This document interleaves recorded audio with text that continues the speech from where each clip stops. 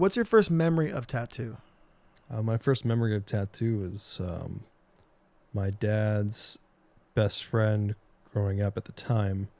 His name is Kirk Alley, and he's a tattoo artist, and he's actually the guy who became my first mentor in tattooing. Shit. Yeah. So I was introduced to tattoos at a very young age through him because he had a tattoo studio next to my aunt's hair studio in Studio City. What was that shop called? At the time, I don't think it had a name. What? It's just tattoo? Yeah, and then eventually he opened up another studio called 1111. Oh, okay, yeah. But yeah, at the time, I don't think it had a name. I don't know. I think it was just a private studio that he had. It was cool. It was like he like decked out all like kind of creepy and like really just eccentric, really cool. I remember like going there and being like, wow, you know, like. How old were you when you first went there? Oh man, I was a little kid. Really? Yeah, I was like, I was getting my hair cut from my aunt at her studio. I think from like, I don't know, before it was 11. Like so, like yeah, I was young. What haircut were you running? I had long curly hair, man. Curly? Yeah, I mean, can't tell now. I'm bald as fuck, but yeah, at the time I had long curly brown hair. Yeah. Huh. Trip out. Yeah. Okay, so you were kind of exposed to tattoo at a rather young age. Yeah. What kind of tattoos was he making? I mean, he's like he's been tattooing now for over 35 years, I think. But, so everything. Yeah, everything under the sun. But I guess his specialty was always like realism, but kind of more of like in the style of like oil painting. So like more abstract kind of, yeah. Kind of putting his spin on the thing. Yeah, exactly. You know, like so many different ink caps and blending colors and multiple sessions of doing big projects, you know, stuff like that. Is that the kind of stuff that you wanted to do or wanted to get? No. I appreciated it. I always appreciated it. I always thought it was like really cool and artistic, but my ideas of tattoos, I think, were always, I was always drawn to more like the traditional kind of like style of tattooing, like the bold outline. Even then? Yeah, I mean, like, you know, growing up watching cartoons, even like Popeye and stuff like that with his like sailor tattoos. And then, I don't know, I just, when I saw, I guess even my mentor at the time, like my future mentor, Kirk, he had some traditional tattoos. Like he had this like rubber ducky tattoo on his arm, you know, black outline around it. And I was like, that looks cool. You know, it was like, it's just simple and strong and it's old, but you can still tell what it is. Right. Yeah. I feel like I didn't really like a lot of tattoos. I liked the idea of getting a tattoo, but I never really saw tattoos that I liked. And I think it was just because it was the early 2000s. And I remember just like 2 days ago when I was going through the attic of the shop that I took over in Norco. Yeah. We found magazines from 2002 to 2006. Yeah. And I don't like any of the tattoos in there. And it made me go like, this was tattooing when I was like a teenager. And I'm like, this shit is not tight, you know? And I just thought like, oh, tattoos are kind of lame. But I think the tattoos that I was seeing, I thought and still kind of think were kind of lame. I don't think I like that era of tattoo. Yeah.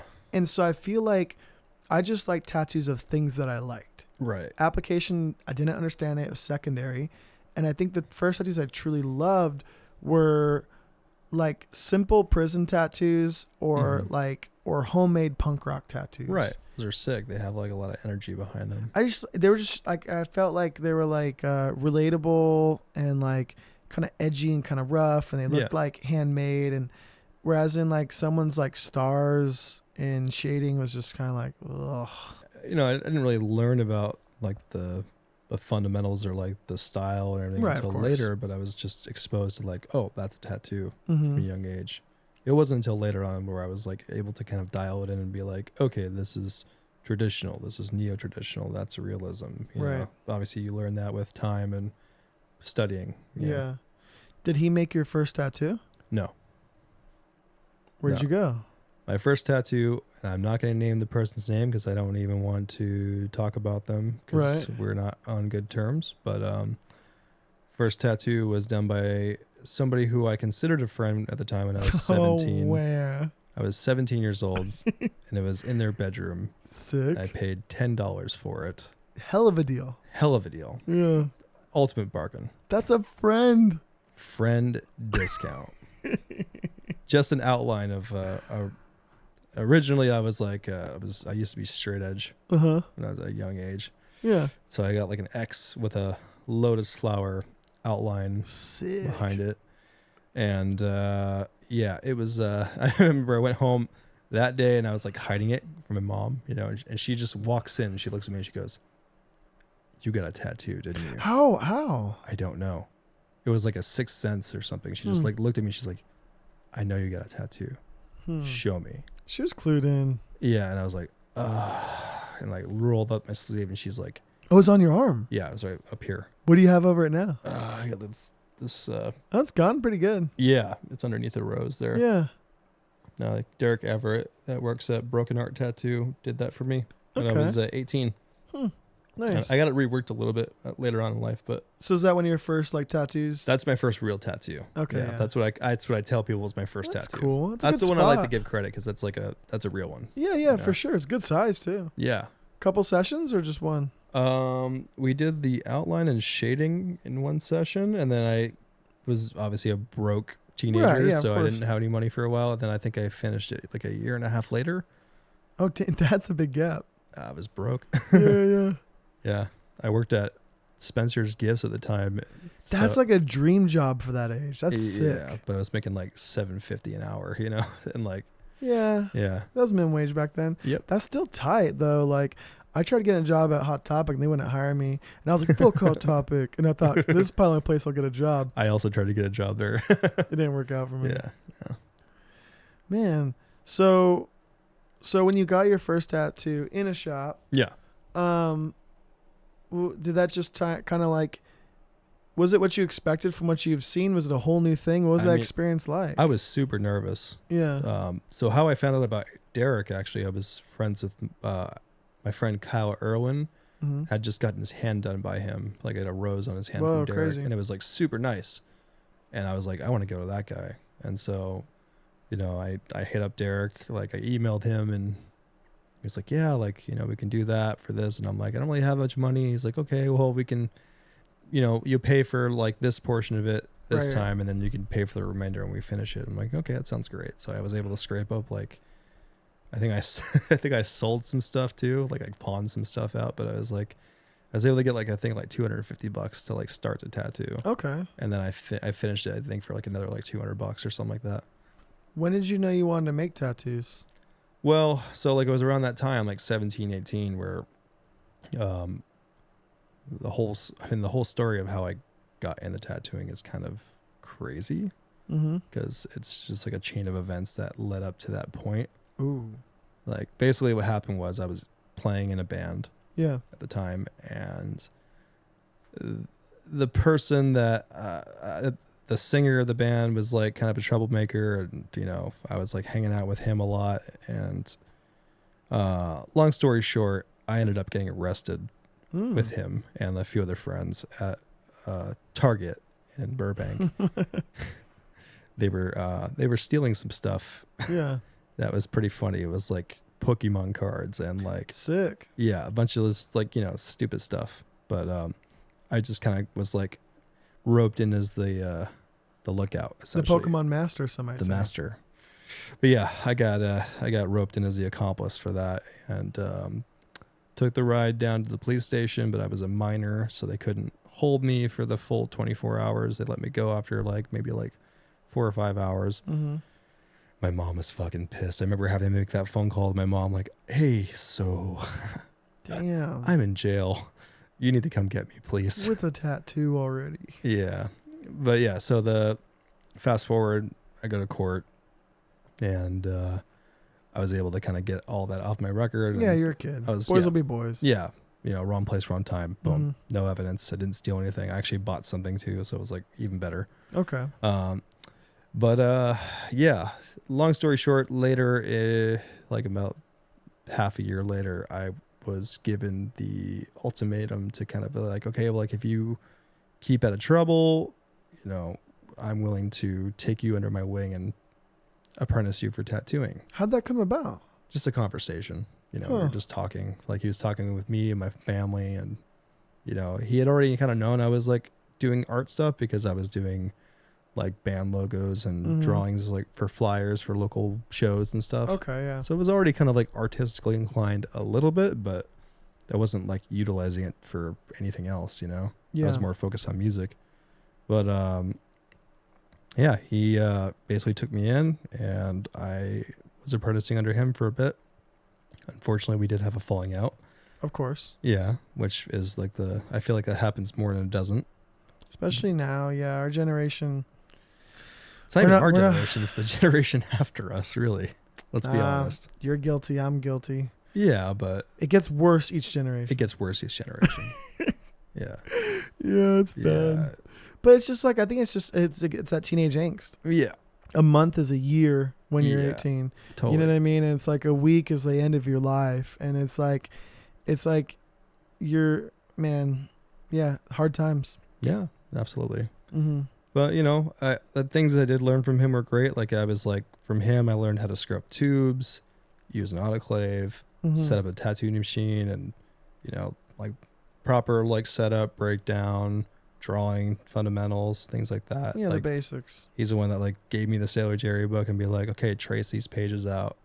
You know, dude, there's some tattooers I've been tattooing for a while that have never done that. That's the most valuable thing. I mean, especially for the fundamentals of tattooing, like drawing a rose, a skull, a swallow, like, you know, it's because of that where like if somebody asks me to do something like that, like I technically don't even need to use a reference. I can just sit down on paper and go, okay, oh, here's a rose. I do that. And then they're like, you drew it that fast? I'm like, yeah. Like, how? I'm like, well, I've been doing the same thing for 14 years. Repetition. So. If you want to be a skateboarder, you don't go invent tricks. Yeah. You know what I mean? Yeah. You're not doing a fucking, what was it, like Christ Air? Yeah. It's just like everything's laid out for you. You just do the same thing, and style's repercussion of just the way you do it poorly, or maybe in your own way or in your own lane or whatever. It becomes your thing eventually. But I think that repetition is going to like serve you to be able to like, I don't know, for lack of better terms, muscle memory to create your own thing. Absolutely. Yeah. So what do you do? What do you do post Kirk? His name's Kirk, right? Kirk. Okay. After him, I kind of like, I didn't have anywhere to go for a while because at that time it was still very taboo for tattooing. Like there wasn't nearly as much saturation or as many tattooers as there are now. Especially in the Valley, right? Yeah. So you're just kind of scratching out the pad for a bit?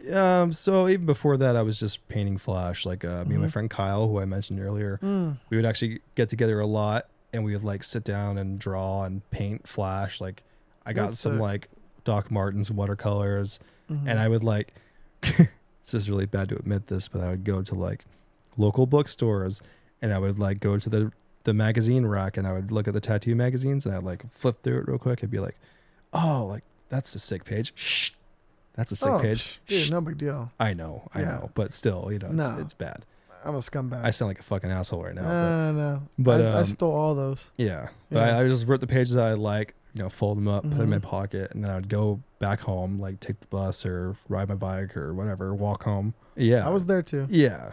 And so my first thing, I was like, I would go into my room and like put that next to me and I'd just like sit there, I'd draw, and then I'd be like, okay, like let's paint. And like I remember like getting tattooed by like guys like Derek and stuff. I would ask questions about like painting flash or like doing this, like little things, because I wasn't trying to like ask too much and be that annoying kid. I never wanted to be that person, but I wanted at least enough information to kind of get an idea. Right. And so like it was like, oh, like painting, like, you know, like how do you do this and do that, and you know, like little things. So it was like, okay, like I would practice that. So every day I was like painting flash. Then me and Kyle would get together and paint flash. And then you know, after a while of doing that, getting more tattoos over the time, like later in life, I got tattooed by our mutual friend, Josh Tadaro, when he did his very first guest spot at Martlet, which... Oh, shit. Yeah. Okay. Yeah, he did my... I have like that little... Hold up higher to the camera. Yeah, I have this little bat right here. That was the first tattoo I got from him. Little? Well, it's big. Yeah, that thing's big. Yeah, but it was like my crazy... So did you follow him online or you just walked in? Well, again, so Kyle got tattooed by Josh. Oh, shit. He got his throat tattooed by Josh. And I was like, oh, sick. Like, I'll contact him and see. I want to get like a I liked the way he did animals and like, like floral stuff. Right. So I was like, maybe I'll get this or maybe I'll get that. And I was kind of sitting around for a bit and I was like, oh, I'll get like a bat, but instead of just like a normal bat, I'll do like a lantern in like the middle body because that's like weird, like my 19-year-old brain was Yeah. And I was also like, I guess at the time, because of all the magazines I was looking through, I was like obsessed with like the morph tattoos and stuff like that. And so I contact Josh and he's like super nice about it. He's like, yeah, for sure. And I show up and it's at the original Martlet location, which is on the sand. Prior to being Martlet, right? Right, before Martlet, because it used to be called I think it was Feldman's, if I'm not mistaken, owned by Brandon Feldman, and then Bryce and his partner at the time, Tally, took it from him, like bought it from him and took it over. So it was around the time where they were just handing the keys over. Oh shit. And it was at the original location in East Hollywood before they moved. I think they moved twice, and then but anyways, Josh, his very first guest spot in the US, and so I got tattooed by him. I feel like I knew that story and I forgot it, then rehearing it, like that's a crazy connection. What a small world. I mean, Josh really is like one of my oldest friends in tattooing. I mean, I've known him for I think my entire career. So how many tattoos did you have at that point? I had like maybe like 4. Whoa. Yeah. That's cool. Yeah. Was your upper arm finished at that point? No, I had none. Oh, I had sick. I had none of my upper arm on that time. No, the first tattoo. Oh, this one. Yeah, just that one. Yeah. Okay, yeah. Like everything else was empty. Wow. Yeah. So where do you go work? What's your next step? So from there, I started kind of scratching out of the pad a bit, which if you're watching this, don't do that. They're doing it. They're on TikTok right now. I know you're doing it. I see you all the time, and I'm like, yeah. But I'm telling you, don't do it. Because, I made a lot of mistakes, and, it's just like, it's if it's your friends, it's like they're forgiving enough to be like, it's okay, dude, like we can fix it. And believe me, when you get older and you start doing this a long time, you do go back and fix it. I fixed a lot of shit. But if I can go back and do it differently, I can always tell people like, you did the same. Yeah. You only know that retrospectively now. Yeah. If you went back, you'd do it the exact same way. Absolutely. It's like you don't know any other way.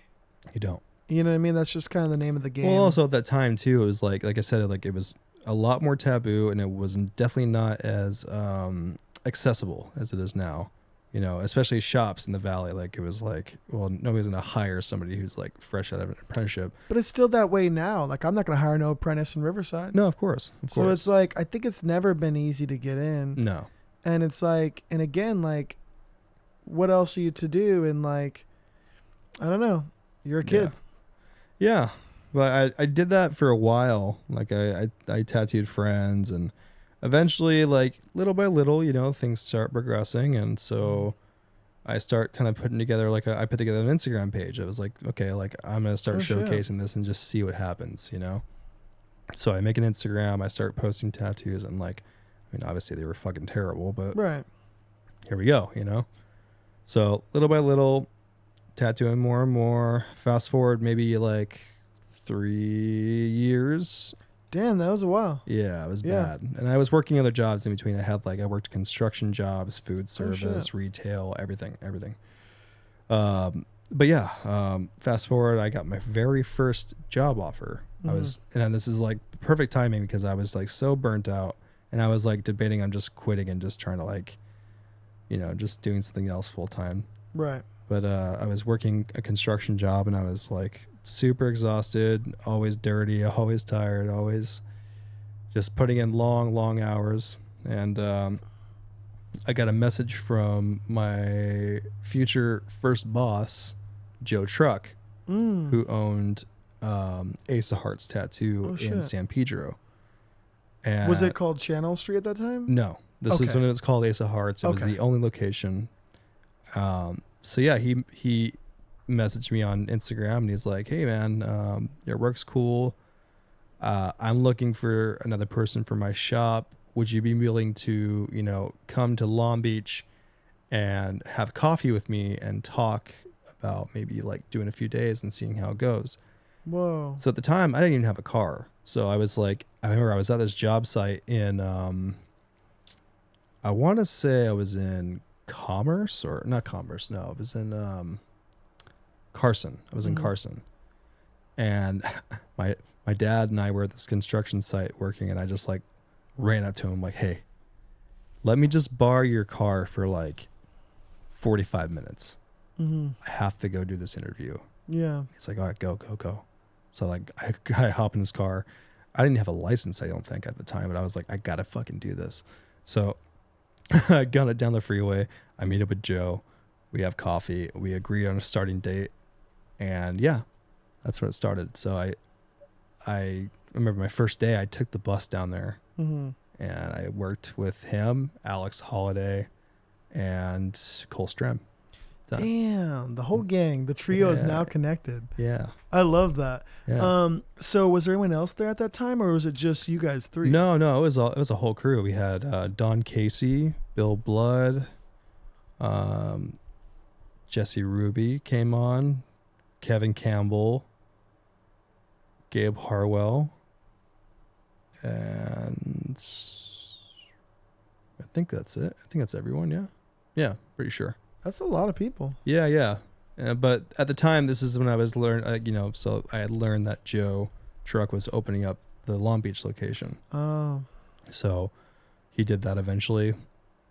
And then all the guys like Cole Strem, Don, Jesse. Jesse stayed with us for a bit, but I think he eventually went to the other location. But most of the crew went to the Long Beach location. Were you and Alex stuck over in Pedro? Yeah, so it was me, Alex, the apprentice at the time, and Kevin Campbell and Gabe Harwell. And yeah, then eventually Joe actually ended up selling it to a different guy. Yeah. I know about the guy a little bit. Yeah. Some wild stories. Yeah, but it was cool though, because like, and Alex talked about it in the interview that he did with you. It's like, it was cool because it was, Joe kind of just gave us the freedom to like rename the shop and rebrand. And so like me and him got together and we were like sitting there painting Flash and we were like brainstorming and like, okay, like, well, how can we name the shop and what are we going to do? And then we came up with the name Channel Street, which was like, great. It's like, why not name the tattoo shop off the street that you're based off of, Yeah, I love that. Yeah, it had a nice ring to it. And like I was painting Flash every day, Alex was painting Flash. We would just get together and paint because it was so slow. Right. Yeah, we used to do like full on like basketball matches in the shop and like that's sick. Yeah, it's pretty fun. That's fun. Yeah. So then from Channel Street, where'd you go to next? So after that whole craziness with Channel Street and all that shit that happened, I ended up to kind of like putting the feelers back out there. I was like, I need to move on and progress. Right, yeah. From there, I worked at a shop called Midtown Tattoo. That's when we met. That's when we met. Okay. Yeah. I don't know how I found you. Maybe it was through, I don't know if I found Alex first or Cole first or you first all around the same time, but it was all interconnected somehow. And I think I started talking to you when I started guest spotting there. I was tattooing like in your station a lot. Yeah. So that makes sense. That's interesting. Okay, that's cool. Okay, I'm with it now. Continue. Yeah. Oh yeah, so I was at Midtown for a little over a couple of years. I think almost 3 years. Yeah. And then after that, I just was like kind of burned out of California, so I ended up moving to Albuquerque, New Mexico. Oh, that's right. Yeah. That didn't last long though. No, just about under a year. Yeah, for sure. Yeah, I just was like, I was going through some shit. I just need to get out for a bit. So that's fair. Yeah, but it was cool. Like my friends Eric and Julie that have their shop out there, Pushing Tradition. They're lovely people, and they still have the shop out there today. Like they're still killing it. Yeah. I actually went out there pretty recently before I left America. Yeah. And worked with them for like a day. It's fun. That's cool. Yeah. What was it like? like what a big change. Like, did it just seem like it was gonna be greener pastures being in Albuquerque, and then it just kind of like wore out, and it's like, oh man, I miss home? Or Yeah, what it was was that it was a like? mixture of things because like I would go out there and guest a little bit, and it Yeah. was really good. Like I was busy, and I was like, oh, this is nice. But you were a novelty. Yeah, You that's weren't the thing. there all the time. Yeah. That's a thing. And so I was like, oh, this is actually quite nice. Like I can get used to this. And I was Right. like, and it's cheaper and food's Mhm. good and people are nice. And I'm Food like, is good. you know, it's like, Yeah. oh, this is all cool. But yeah, once you live, I think that's like the thing, like when you're guesting somewhere versus living somewhere, it's a lot different. Yeah. And so like the novelty wore off. And also, I mean, the tattoo scene out there is a little different. It's, I would say it's a lot more competitive because what I would hear from a lot of people that would approach me, like at the bars or restaurants that I would go to out there, like, oh, like I really like your work and I would love to get tattooed by you. But if I get tattooed by you, my current tattoo artist is like never going to talk to me again, never going to tattoo me again. And I'm like, okay, well, Just not enough to go around. yeah. So I was like, I understand, you know, like I'm not going to shit on that person, but that's what the how they want to do things. Like, cool, you know. For me, like I tell my clients, like get tattooed by everybody. Monogamous in ink in Albuquerque. Monogamous ink relationship. Yeah. Yeah. Yeah. So that didn't last long, and then I came back to California. My aunt had passed away, and you know, I was just like, I just want to be around family again. So I came back. I was like trying to get things figured out. So I ended up working at another shop in Venice called Black Diamond. Very, very shortly. It just was not. It didn't work out. I'm not gonna. What was working in Venice like? It was busy. Yeah. A lot of walk-ins. Like because that shop had 2 locations, so I'd like do walk-ins at one location for like a couple days a week, and then I would do appointments at the other one. But it just I didn't like the structure of the shop there. I mean, you know, like fine, like I have nothing bad to say about them. It just wasn't fitting the way I like the tattoo. Yeah. You know, it was a lot more of like a corporate structure. Are those shops still there? Yeah. Really? That's cool. I think they just they're still there. Okay. Last I checked, but yeah, we just didn't see eye to eye and things, so it didn't work out. I turned the keys and I was like, yeah, I'm gone. Yeah. But then I got a job offer at Tiger Rose Tattoo in Pismo Beach at the original location that I was at. And I just like packed my bags and went up there, and luckily I had 2 friends. They were obviously together, but they had a guest bedroom in their place, so like you can rent our room out from us. And you know, I had my car then, so it was like cool. I had a car, I had a place to live, I had a place to work and tattoo, and the shop there was awesome. So what made you leave? Pismo, San Luis Obispo? Well, I got a message from Bryce Brandy. Oh shit. And he was, you know, hey dude, like, you know, I remember meeting you before the shop, and we have a mutual friend, Josh Adaro, and he was telling me that he recommended you to, you know, potentially work here. I'm looking for like a new guy because I have somebody leaving the shop, and you seem like a good fit. Your tattoos are cool. And so, yeah, that was like my out. So I went down and did a couple guest spots at Martlet, and then I was like, okay, let's fucking do this. That's cool. And I drove back to LA and moved back to LA. I rented a room from this girl in not even Echo Park. It was Filipino town, and I was paying like nothing for it. It was a small bedroom. I was like very blessed to have that. That's like a full circle thing. So was it still that location or a different location at that point? It was East Hollywood location. Okay. Yeah. So the original, not the original, but like the original area. The one that you got tattooed in. Yes. Well, I did get tattooed in this location. Josh did. Okay. Yeah. Both sides of my neck at this location. Okay. All right. But the original was actually down the street. Oh, word. Okay. Yeah. But yeah, and then from there I was there for 4 years. Yeah. Yeah. Almost 4.5 actually. Yeah. What gave you like the itch and the drive to like get out of LA and go to Asia and just Anthony Bourdain and just Instagram or what? Anthony Bourdain is definitely a huge person in my life. You know, like I grew up watching like Parts Unknown, and I always was like just in awe of his lifestyle. I mean, obviously like definitely big of a party boy kind of thing, but also I just loved how he immersed himself into these cultures and like learned about the ins and outs of their lifestyle and was able to appreciate the cuisine and like the little things. And I always had the same kind of appreciation for that. Like when I travel anywhere, like I never cared about the riches. I never cared about the fancy stuff. I liked the local stuff, the small things. Mm-hmm. And I think at that time I had gone through a breakup and I was just seeking like something new. And I had never really left the country alone. You know, I've always I've traveled alone in the country and here, but I've never left America by myself. I've only done that trips with like family and stuff. And I was like, well, I'm not getting any younger. I'm not married. I don't have no kids. My dog passed away. Like everything is, it's a good time to start something new. Mm-hmm. So I did like a month-long trip to Thailand by myself. And then I did a trip to Japan by myself. And I didn't even work. I just traveled, you know, just traveling through the country.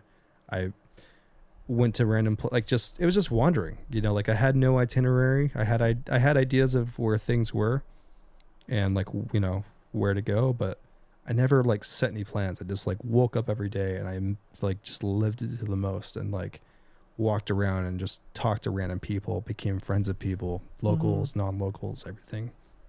And yeah, when I got back to America after those trips, I was just like, I felt so disconnected from here. Like I feel like I had found something. Well, also just like probably just so not engaging. Like Well, coming home and things being familiar versus things being exciting and new every single day. Yeah. So I mean, yeah, exactly. There's like that, you know, like they call it like chasing that dragon. You know, right, it's like for sure.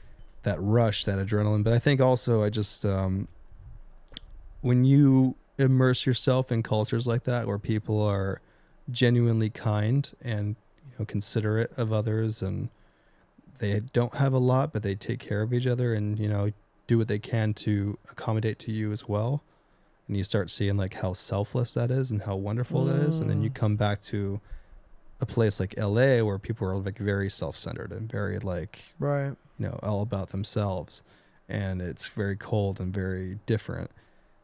Coming back to that, I was like, I felt so disconnected and so like out of place. And I'm like, you know what? Maybe I should just leave this and I just do this full time. right.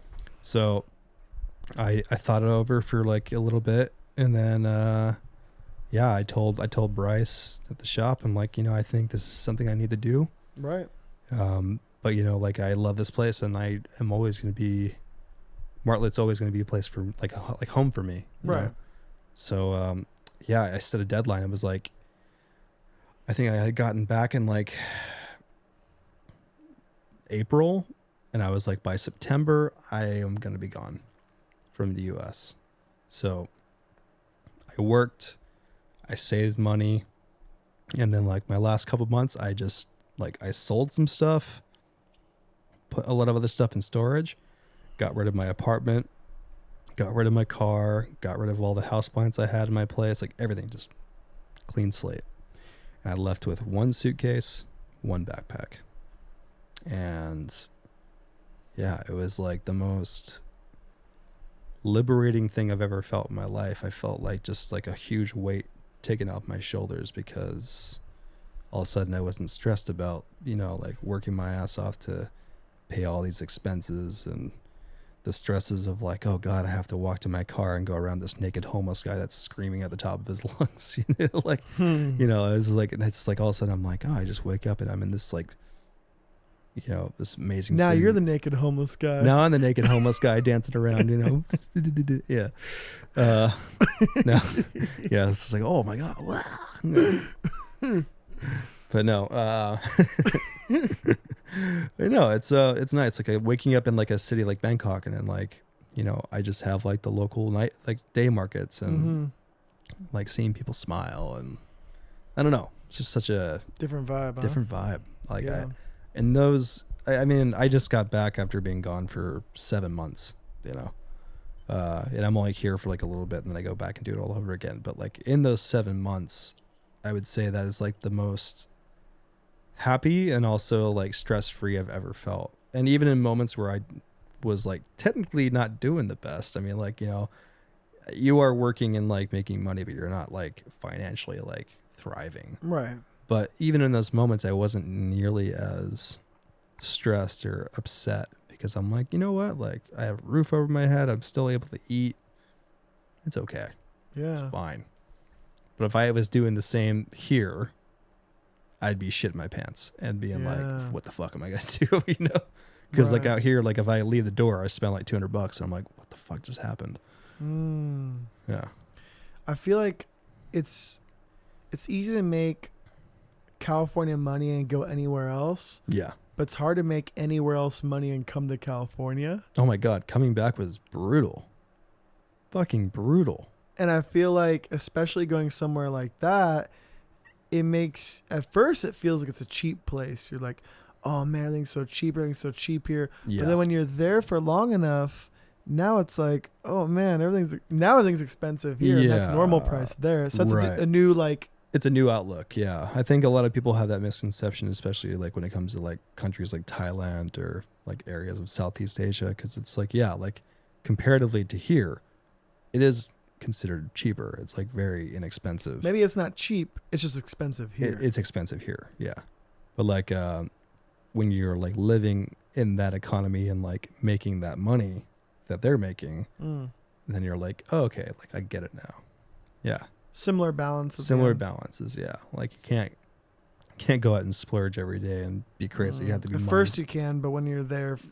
So is it weird to hear, like, we're used to hearing the same numbers every time, like $1, $2, $3, $5, $10. Like when you hear these big crazy numbers, is that tricky to figure out that? It is, because the currency exchange, right? So it's like, you know, they say like 5,000 baht, and like in your head you're like 5,000, like whoa, right. You know. But then you're like, you do the math and you're like, oh, well, okay, that's not. And then like even in Thai, that's a lot of money. But I mean, this is a random figure. Like a 1,000 baht is like still like, because you hear 1,000, you're like thinking like $1,000. Oh my God. But yeah. But again, it's like when you're making Thai money versus making US money, then that 1,000 baht still does have an impact, because it's for like, sure. Yeah. You know, like you do a tattoo and it's like, oh, I made 10,000 baht off that tattoo. Sounds nuts to me because I just don't know. Yeah, yeah. What's 10,000? What would the equivalent be, you think? Oh, let's find out. Yeah. Because my math is. Hit that XE currency up. Yeah. Yes, sir. Okay. Between you going to Thailand. You said 10,000 baht? Yeah. $272. Okay, yeah, that's wild. Yeah. So between Thailand, Japan, America, and Australia, who has the coolest looking currency? Ooh, I think the Australian dollar is super cool. Yeah, because it's like the one with Charles Darwin on it, and like the little animals. Yeah, and it's just like, it's like super. It's like indestructible. You know, like, That's the thing I don't like. I don't like the plastic. Yeah, I don't know. I thought it was kind of cool. It feels fake. It has like the holographic, like, weird strip in the middle. You know, it's like a Pokemon card, but it feels like, isn't all money fake anyways? I mean, it is. What does the money look like in Thailand? Bots. Yeah, it's like you know, they have like the bills that they have like doesn't tell me shit. let me elaborate. They have like different colored bills. Like 20 baht is like a green. Okay. Usually they have 1,000 baht, which is like kind of a beige color, or they have like a violet one, I think, and then so everyone gives us shit because they think all our money is the same color, and that's confusing to everyone. It is confusing to everyone, yes. Yeah. Except for you get like the blue face bills here, but that's about it. Like, you know, they phased out like the $20 bills when we were kids. Yeah, I heard about that. Yeah. A place wouldn't take one. I got one as a tip. Yeah. I never thought about it because now Benjamin Franklin's all zoomed in looking. Yeah, yeah. It was him smaller in the classic 20. They wouldn't take that? They wouldn't. Yeah, they went. They're like, the person that was working there, I think they're like 19 or 20. They probably never seen one. They're like, what is this? And I don't know if they wouldn't take it or if they wouldn't take it. But it made me, it was weird. It was a weird vibe. Yeah, it's still money. I think that they just probably thought it was counterfeit. They probably never even seen that type of dollar bill before. I think so too. Weird. Well, they should just did like the little marker test on it. It would have been fine. Yeah, strange. So when you went back there to move there, presumably. Yeah. How often are you moving between countries and traveling? Well, so it's hard because my current status in all those countries is I don't have a solidified visa situation. Right. So I find myself, like for Thailand example, like with the stamp I get at the airport, I get 30 days and then I have to leave. So and then this is what a lot of people do too, unfortunately, which is also kind of changing the rules and regulations of coming and going in Thailand. But you get 30 days, you have to leave. And a lot of people like will take a bus or something into like a neighboring country like Cambodia, Laos, Vietnam, get a stamp, maybe stay for a day or two, or even just leave the same day and go back. Right. There are 30 days, there you go. For me, I didn't ever really do that too much. I preferred to like leave the country, go work somewhere. So like I would do like Japan for a week or whatever, go back, another stamp in, go to Australia, stay there for like a month or whatever, go back. How far flights are these? Like how long on a plane? I think it was like Thailand to Australia was like about 8 hours. Okay. It wasn't too bad. Yeah. Tokyo to Bangkok, like 6 hours or 5.5 hours. Okay. Yeah, it's not bad at all. Is there anywhere closer? Like, I mean, if you're flying to like Cambodia or Laos or Vietnam, it's really close. Have you checked out any of those spots? No, not yet. I'm planning to go there, but it's just up in the air. Is it cheaper? Yes. Just less to see, more foreign, scary? What's the deal? No, not less to see. It's just I think I'm more focused right now on like if I'm gonna be somewhere, I have to find work. So it's like there's even like less of. Okay, that makes I sense. just don't have my resources in those places, so I don't know who to reach out to. Like I found one shop in Vietnam, in I think Ho Chi Minh City, that I want to go talk with. Yeah. And also I think there's another person that a friend of mine pointed me to in Hanoi, which is like up in the north. So eventually I'll make my way up there and like maybe I'll work a little bit, spend a month in Vietnam because I think we also get 30 days there. But where are your bucket list countries? A bucket list country place. Yeah, it's like a kid. A bucket list country place. A bucket list place for me. I think I want to visit Indonesia. I want to visit the Philippines. I want to go to Europe and revisit Europe. Okay. Yeah. So I want to do like France, Italy. Yeah. Yeah, Spain. Where feels like right now with your travel, what feels like home? Right now my heart is in Japan primarily, Tokyo and Osaka, and but I also love Thailand too. Like Bangkok, Chiang Mai. Yeah. Yeah, all my friends there, they really make it a magical place, especially in Chiang Mai. Yeah. Yeah. Do you feel like is Japan the same thing, only a month? Japan's 3 months. Oh, yeah. So it's easier 90 too. days. Yeah, it's nice. Like I just did 3 months there, and it was really nice to like just plant my feet for a bit and work and hang out. What's it like? Is it hard to not collect things and get a heavy bag, or what do you do about that? Oh, it's extremely hard. Well, it's funny too because when I went to Japan this time, it's their winter, or it was their winter. Now it's spring, but I was in their like the dead of their winter, and I had just gotten back from Thailand, so I was in Thai clothing, which is like shorts, t-shirt, light clothing, and Japan is freezing during the winter. Like they have snow, they have rain, so I had to buy a whole new wardrobe, and then so like leaving, I had to like kind of like slim down my bag enough to fit everything in, leave some stuff behind, or But I also bought a bunch of books too, so I had to figure out that as well. I had to buy another bag pretty much for that. Yeah, I bought a bunch of like books on like the Edo period wood blocks and stuff like that. Yeah. Sick. Yeah. Pretty amazing. There's a lot of amazing bookstores in Tokyo. Damn.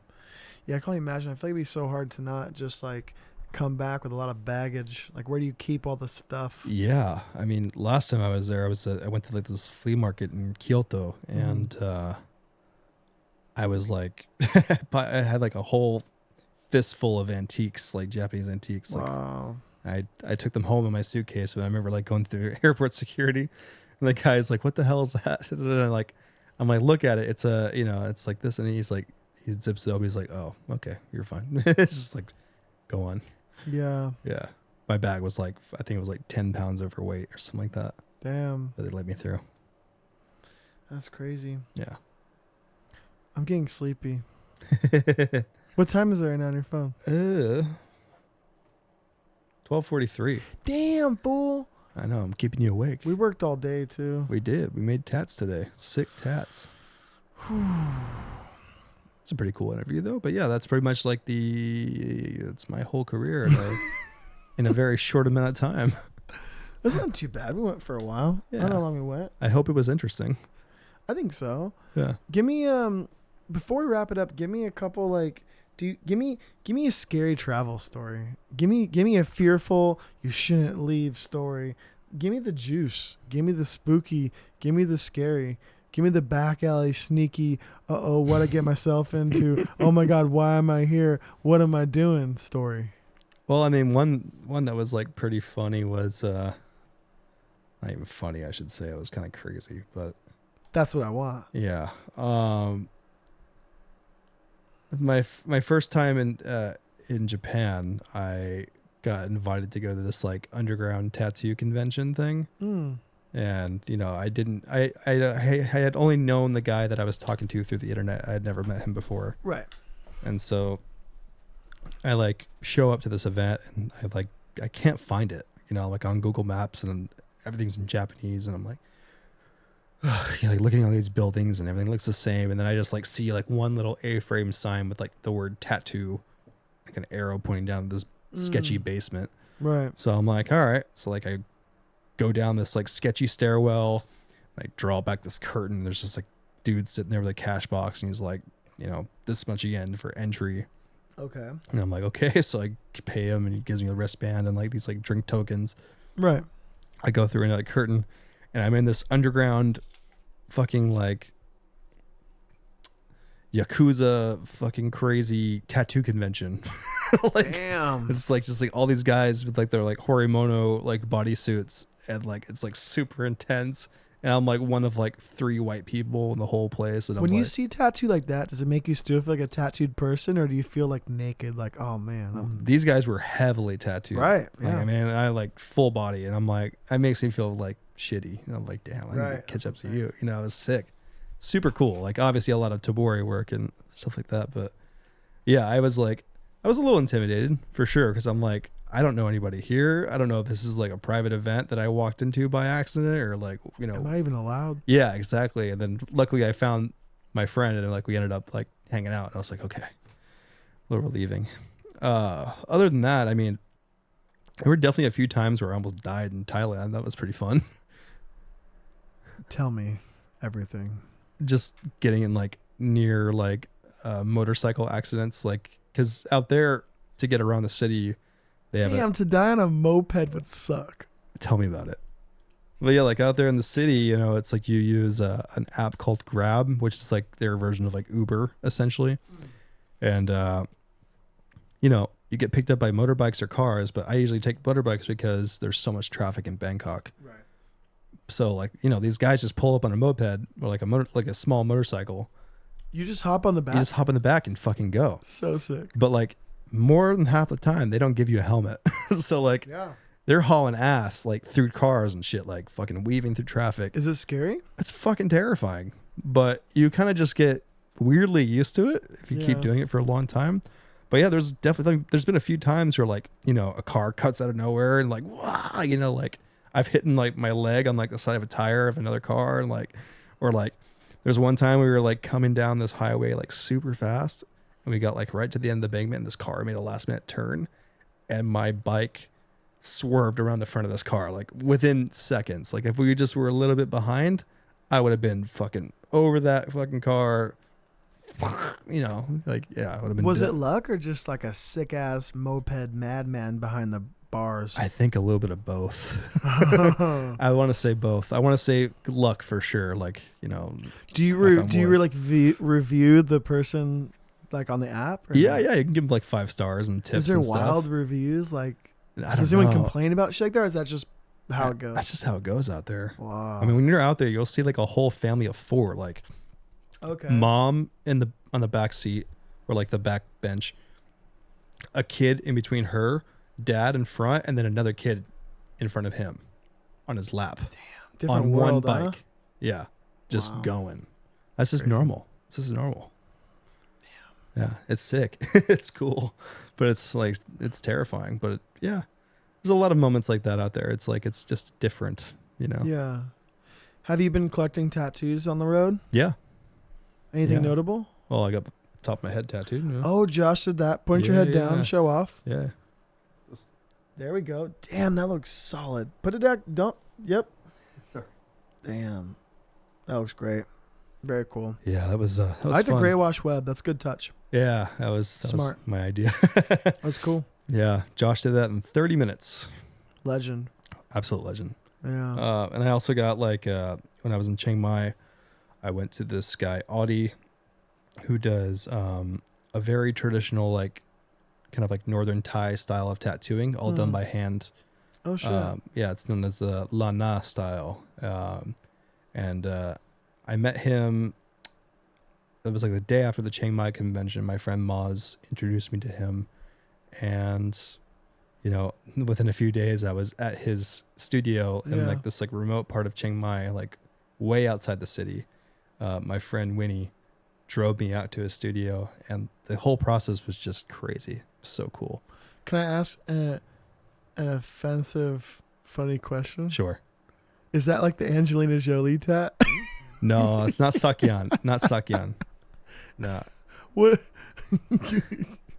No, it's not Oh Sakyan. man. No. So what's the difference? So Sakyan is like the that's the temple tattoos. Okay. Like the, it's like the magic tattoos essentially. Right. Yeah. So they're done by like a monk or like Okay. somebody like that, and they have they symbolize like magical power. So they all have like different meanings. So what was this guy hustling? What was his thing? So Lana style. Lana was I think if I'm not wrong, dates back to like the 13th century. Oh shit. And it was like a kingdom essentially. So it was like the northern region of like Southeast Asia. So like what's Thailand, Cambodia, Laos was all like part of one kingdom, one area. Mm-hmm. And so this imagery comes from that. And As ancient as time. yeah, seriously.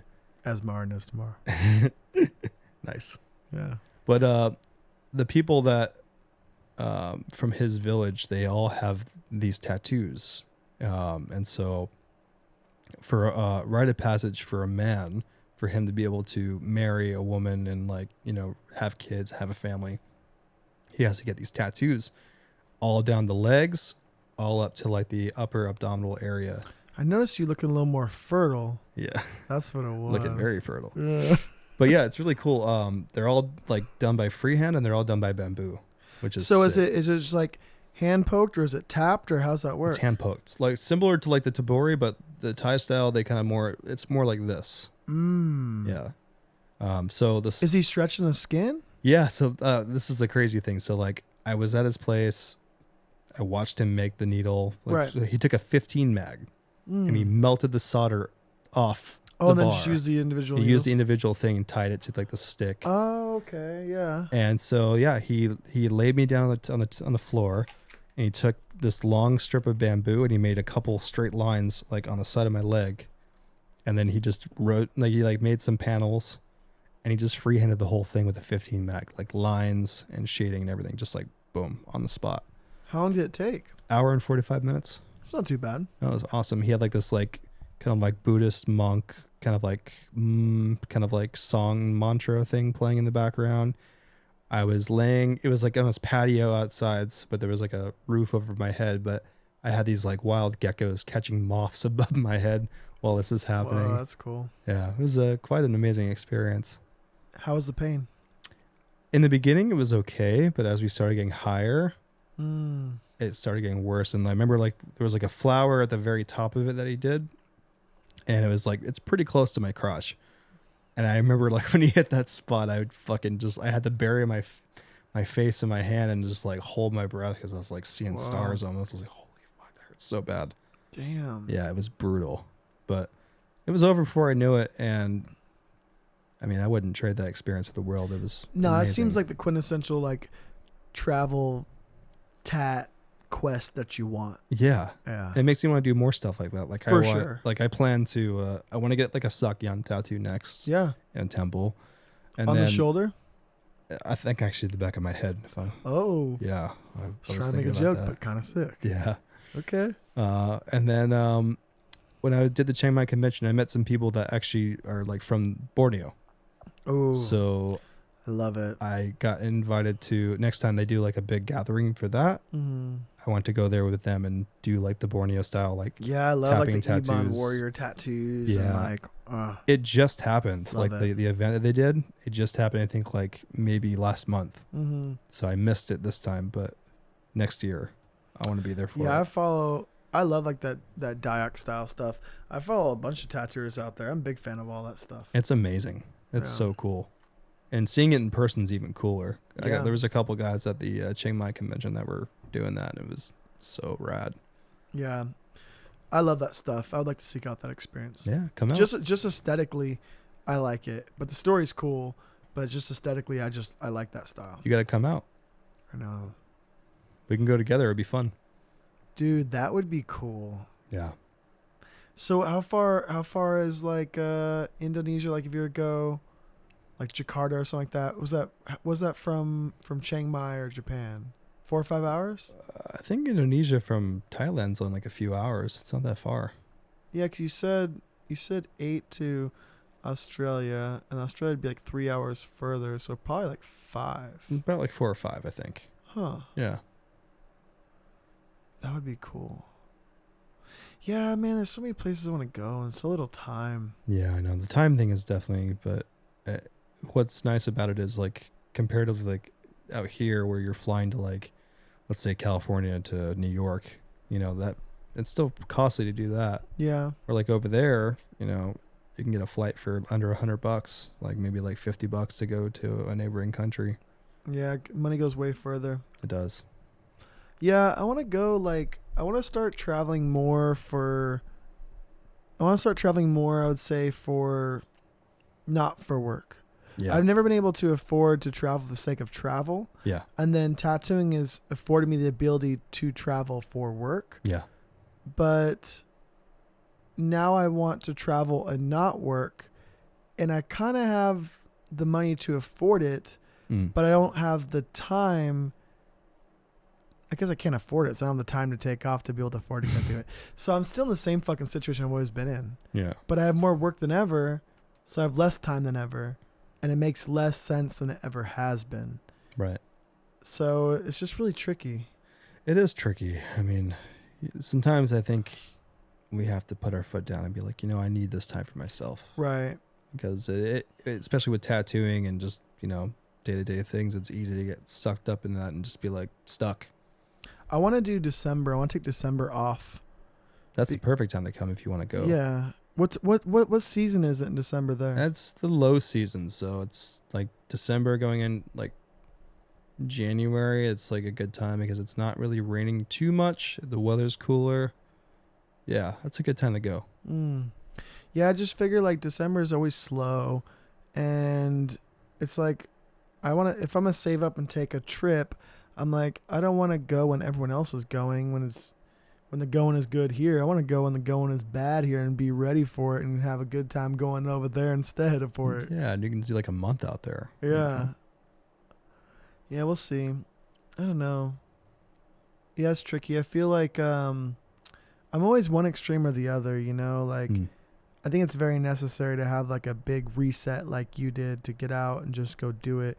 And it's like scary to stop doing that because then you'll lose the opportunity to go at the situation that I am in. Of course. The longer you stay in a place, the more stuck you are and more roots get planted deeper. Yeah. You know? Yeah. Less Right. freedom. I mean, yeah. I mean, the scariest thing also is just making the plunge and going for it. Because I think the reason why a lot of people don't make decisions like that is because the fear of the unknown.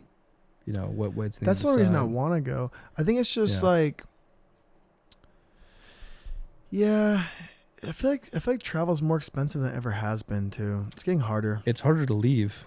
Yeah. I think I tell people like that's the most expensive part about this whole thing is like me either coming here or leaving here. That's the most expensive part. Once I'm there, I can make it work. But it's God, fuck me, man. Like even like after this trip, like having to buy my return ticket to go from LA to Taiwan, it was like almost $1,000 for a one-way ticket. Right. Insane. Is there a way to do it to where you could just time travel and gain time around the world? Like, when you fly one way, like, I'm not sure which way. I think going to Australia, I lost a day. Yeah. But coming back, I arrived almost at the same time, the same day. Like, I think it was technically, it was a 3-hour flight, but it was really a 14-hour flight. Like, it's something like that. Like, can you just fly in a direction to where you only gain time to come back? Or do you still have to come back the same way? I don't know. I think it depends on the flight patterns. You need to figure out the flight pattern and be like, maybe I need to go over to this country first, and then that one, and that one, and then that one. Just like, for example, it's so expensive to go to Australia, but you could go out there, then go to Australia, but you probably couldn't go to Australia from here. So you have to find what are your... I guess Japan's the closest thing, right? Yeah. Across the Pacific. Boom. Yeah. About 9.5-hour flight. Yeah. Yeah. There's not really anything between except Hawaii. So you could do like Hawaii for a short flight. And then Japan's probably the same distance again, I presume. Well, Japan's like halfway between there. It's like maybe like another 4.5, 5 hours from there. Okay, yeah. Yeah. Yeah. So you could do Hawaii, then do Japan. Then from Japan, where do you go? Thailand. Okay. And then down. What if you keep going? What's next after Thailand? Another 5 hours. We gotta roll that globe. We gotta spin that globe and see where it goes. I guess maybe Malaysia. Malaysia would be like the next step, and then from there, Indonesia, and then. Would you ever go to Russia? I don't know. I'm scared of it. I'm not scared of it. I have a lot I'm scared of it, dude. I have a lot of Russian friends, but I'm scared. I'm scared because I watch Austin Powers and 007 and I watch Vice documentaries when they used to not be owned by Disney, and I'm like, man, Russia seems scary and cold. Yeah, I don't really know. I don't have too much of an opinion on Russia because I just know what I know from my Russian friends, but what do they say? I mean, they say, it's like there's good and bad things. But that's everywhere. That's anywhere. Yeah. Exactly. So it's. I like that perspective. Yeah, I think, and I mean that's literally everywhere. Everywhere has its pros and cons. I can tell you that. Yeah. Including Japan, including Thailand, including everywhere else. I think whatever you're looking for, you're gonna find it. Of course. And I feel like if your heart and your mind's in the right place, I think anywhere you go is incredible. I agree. Because you're gonna find it or you're gonna attract it, but. I think like when I was on the road full time, I remember when I would go into these like small Midwestern states, be like, what the hell's in Nebraska? And I'd be like, oh no, I'm going to find out, and I'd just go. And I felt like since I was in a different state every week, after a while, it started being like, what the hell's in Nebraska? And I wasn't really looking for the good. And it wasn't really fair to the place. No, it's not. Because I wasn't giving it a fair shake. Right. You know what I mean? You can find merit anywhere you go. Yeah, you know what I mean? And it's like, I've met cool people everywhere. I've seen cool stuff everywhere. I've had cool food everywhere. I've had a good time everywhere. Yeah. Yeah. Absolutely. There's good everywhere. You can find it. You just have to look for it, Or don't look for it. Maybe just let it come to you. Sometimes that also happens. I like that. Any parting words of advice? Don't listen to other people. Don't let the words of others dictate the way that you live your life. If you're feeling a certain way, if you're feeling stuck, if you're feeling like you need something new, do it. Don't even listen to your doubts. I mean, unless they're like concrete and they feel like it's really going to be disabling for you. I think, get out of your comfort zone, try something new, go somewhere new, try different things, experience something, because time here is not guaranteed. We don't really know when it's going to be our last day here on Earth. And, I think the last thing you want to do is die regretting not making certain choices or trying to, new things or exploring new places. So that's the only thing I can really say. Just, go out there and find happiness. It's cool. I like that. Well said. Thanks.